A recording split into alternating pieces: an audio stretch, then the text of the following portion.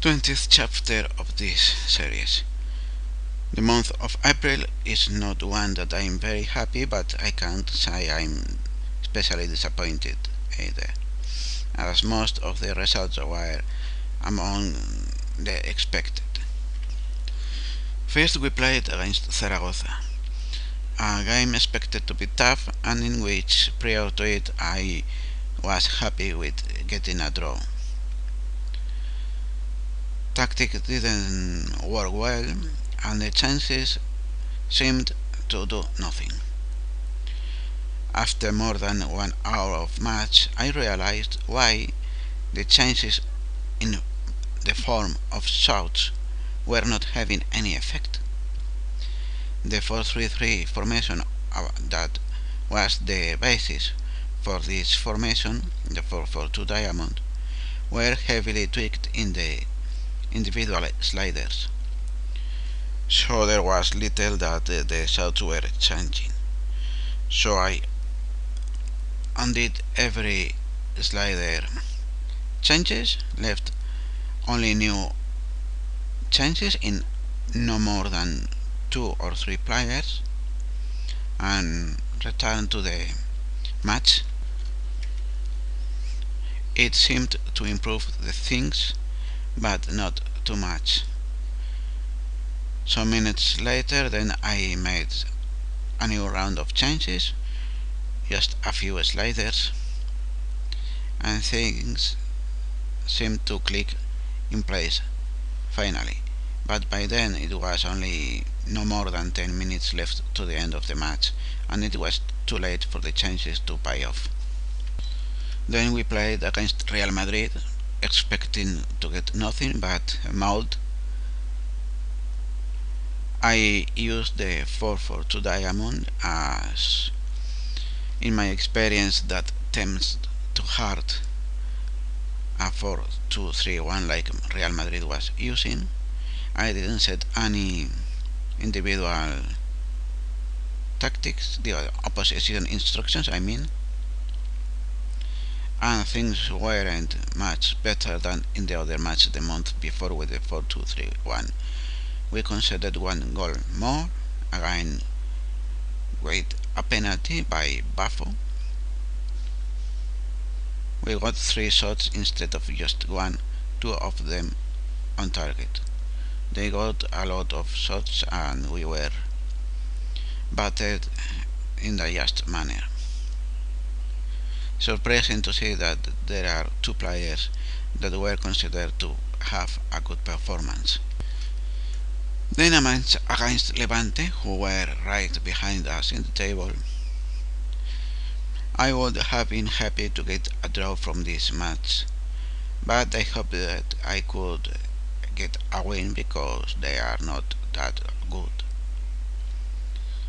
We played again with a 4-4-2 diamond, and we got a good performance of most of the team. Asier del Horno had a poor match until he was injured. He is the player that let Pape Diop get free in the area to take a rebound from a save by Ivan Cuellar and smash it into the net. Then we finished the month with a defeat against Espanyol at home, a match that should have been a comfortable win. Again we played the 4-4-2 diamond, narrow. We began good, dominating the match, creating chances, and Miguel de las Cuevas got one finally. Then the team allowed a fullback to cross the ball completely alone, one of the dangers of such narrow formation, and the ball was headed into goal by Stuani. Then, nearing the end of the half, Simone Zaza recovered the advantage, taking a through ball to his feet into the net and ending his goal drought. Then Ivan Cuellar ruined all the work of the first half, going out for a ball at the edge of the area and stepping out of the area, and to avoid a card from handling the ball outside the area, instead of just releasing it to his feet to make a kick, released it limply like he was a moron right into the feet of Manuel Alvarez, who had only to pass the ball inside the net. Around 1 hour into the match, I changed to the 4-2-3-1, and we seemed to start creating again more chances. A few shots came during those minutes, but in the end, another mistake in the defense, allowing Stuani to get free of mark, allowed him to score a goal and sealed the victory of Espanyol.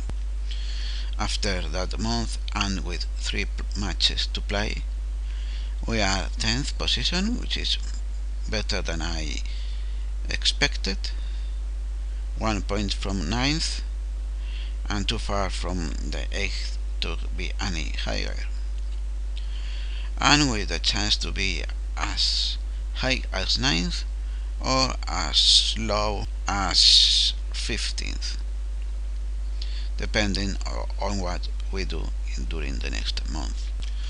This last month we'll see only 3 matches, as it is expected, 1 each week. First against Real Sociedad, who are in 5th position, qualified to Europa League. Then Jerez, who are in the relegation zone, and finally Malaga, a hard team that is currently behind us. Against Real Sociedad, I will be happy if we get just a draw, which is not very likely considering they beat us comfortably with a 3-0 at home. Jerez is a match we should be winning, hopefully with more comfort than the 3-2 we got in the first leg of the league at their home. And then we close the season against Malaga, who will be very tough despite their current position in the table. So I would be happy if we finish the season around 12th position. That will be all for today. Thanks you for watching. See you next time. Actually, there is one more thing that I will say before closing this chapter, and is this: the payment we got from winning the match against Barcelona. It seems that victory increased our reputation somehow, and since then many of the teams we face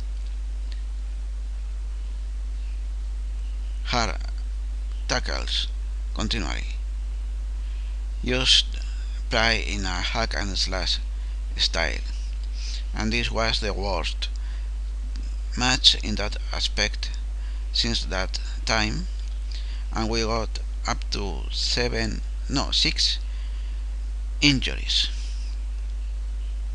3 serious that ended making us play with 10 men, that luckily